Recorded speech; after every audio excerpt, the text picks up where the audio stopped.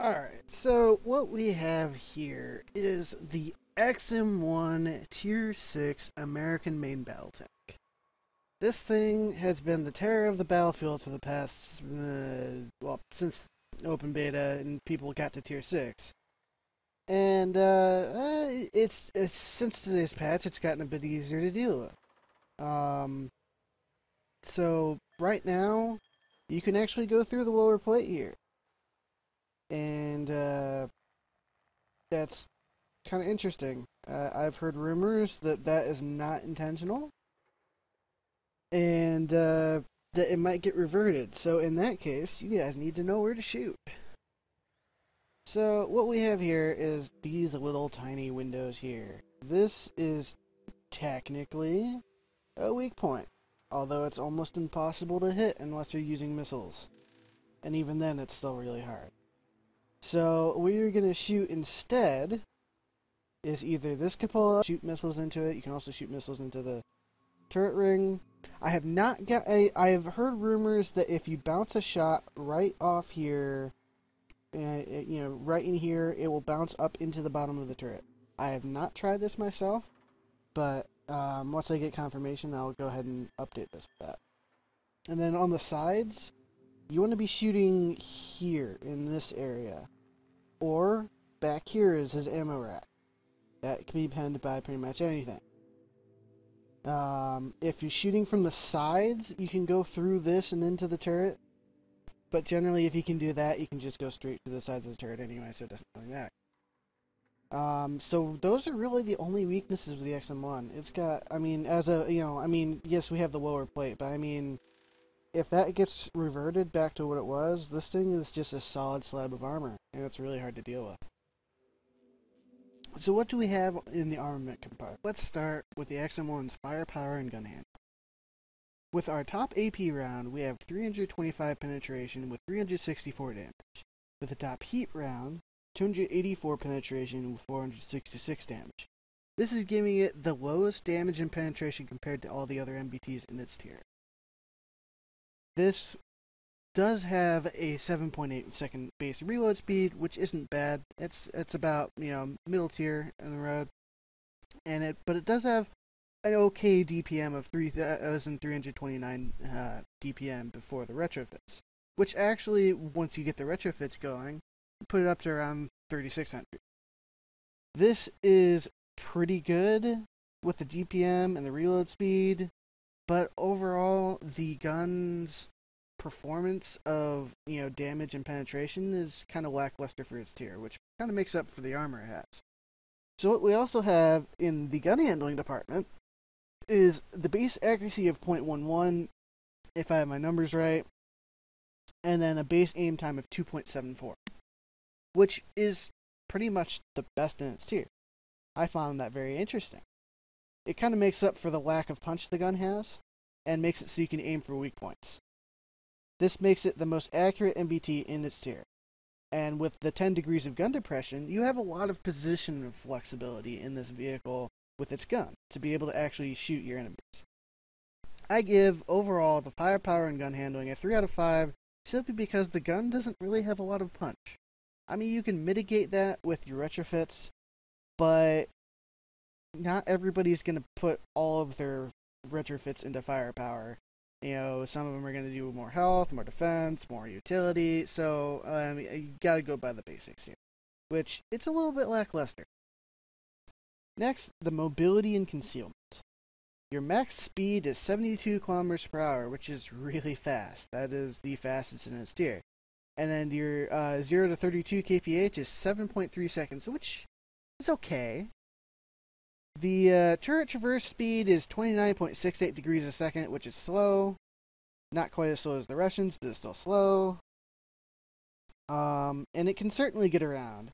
I have been able to effectively flank quickly and get out of sticky situations with this rather good reverse speed and good forward speed, be able to get flanking positions faster than other tanks and get out of those positions when I'm getting charged at by going backwards rather quickly. I mean, even my first, game video on here is a good example of that. And when it comes to concealment, you're a main battle tank, man. you shouldn't be worried about concealment. Your job is to take the hits. So overall, I'm going to give the mobility and concealment a 3 out of 5, simply because your turret traverse isn't really that good. Your track traverse is okay. I wish I had a number to give you guys for the track traverse, but it's not there yet. So yeah, your straight line mobility, good. Your turning and all of that stuff, not so good. So let's get to the tech and retrofits here. You have 4 retrofit slots. That is freaking awesome. You have a universal, defense, firepower, and technology slots. What you don't have is you don't have smoke grenades, you don't have a fire control system, you don't have a fire suppression system, you don't have any armor upgrades, and really when it comes down to it, this thing can be kind of a tinderbox. You need some sort of fire suppression system. I feel like it would really benefit from that. So the fact that you don't have any of that is pretty rough. So because of that, yes, you have a lot of flexibility with the vehicle, with your 4 retrofit slots, but what you don't have is the utility upgrades from a lot of other MBTs that will improve your accuracy or gun handling or your survivability or your crew skills or anything like that. You basically just get the basic tank. You get what you see. So with the vision and defense here, we have 375 base view range for the vision, which is the highest in the MBT view range for its tier, and only 25 meters below the Stingray and Centauro, which are 400 and 402 respectively. Your base HP of 1,745 is really nice, and you can easily, with putting 2 health retrofits in there, get over 2,000 HP or more. What you've got with your armor here is, with your hull modifiers, you've got with the hull, you have 255 on the front, 100 on the sides, 55 in the back, with a 1.55 hull modifier for AP and HE, and a 2.7 shape charge modifier. On the turret, you have 245 armor on the front, 135 on the sides, and 60 on the back, with a 1.55 modifier for AP and HE, with a 2.7 shape charge modifier. So, after your modifiers, you have 395 on the front of the hull, 155 on the sides, and 85 on the back. And on the turret, you have 379 on the front, 209 on the sides, and 93 on the back. And this is against AP with your 1.55 modifier. This is before sloping. So this is going to be even more effective after you account for sloping. So against shape charges, you have a whopping 288 armor on the front, 270 on the side, and 148 on the back of the hull. And on the turret, you have 661 on the front, 354 on the side, and 152 on the back. And this is all before sloping, so that gets even better with all the good 45-degree angles that you have on the hull itself.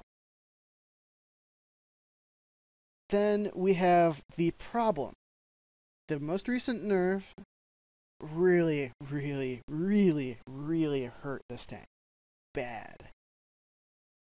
The lower plate is 135mm thickness, with a 0.25 modifier against AP.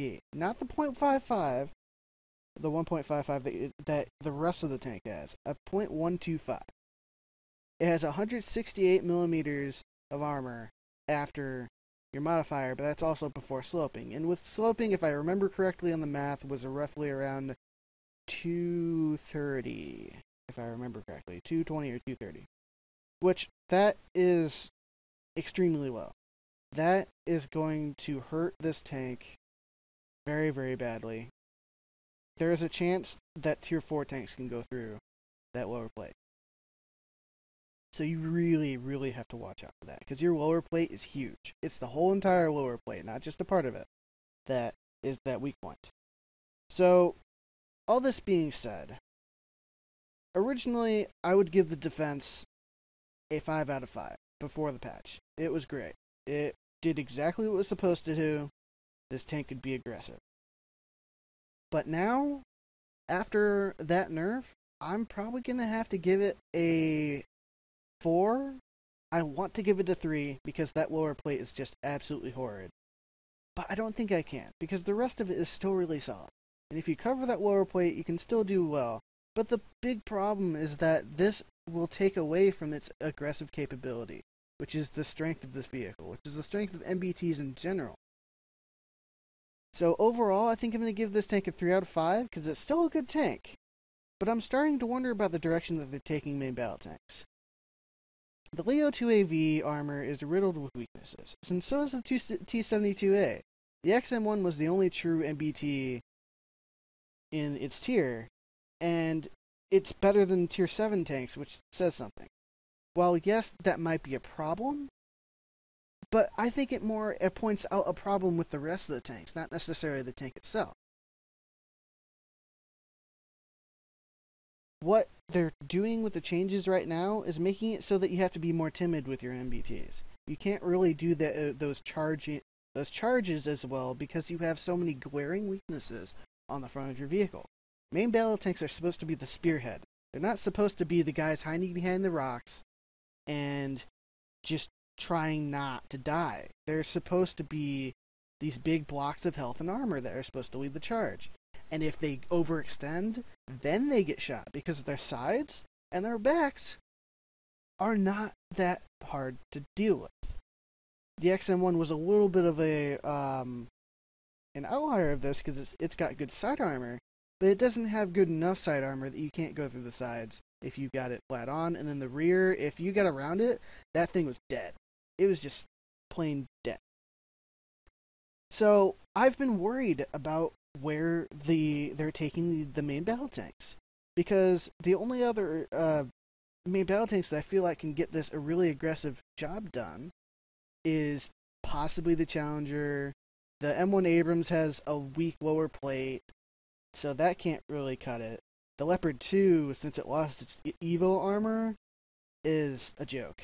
It's an absolute joke. I can go through it with an XM1 through the turret ring, no problem. That's not okay. And then, you've got the M1A1 if you don't have the upgraded armor, because the upgraded armor makes it so the gunner sight is weak.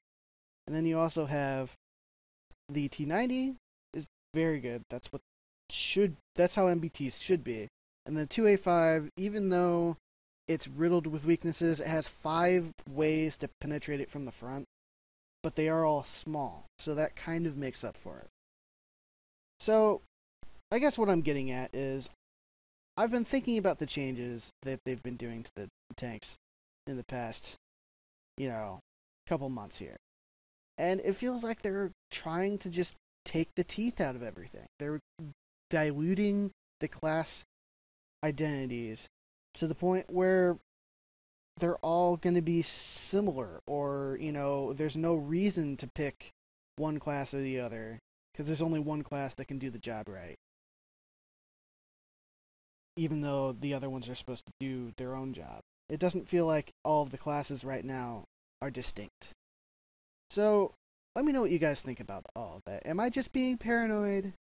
Am I just kind of being that guy that doesn't like change? Am I looking at this in too much of a, too much of a different light? I don't know. Just let me know what you guys think in the comments. I also put a post on the forums about this too. So, you guys have a great day, and I hope you enjoyed this, and I hope that I at least helped you a little bit to understand the XM1 and what are its strengths and weaknesses.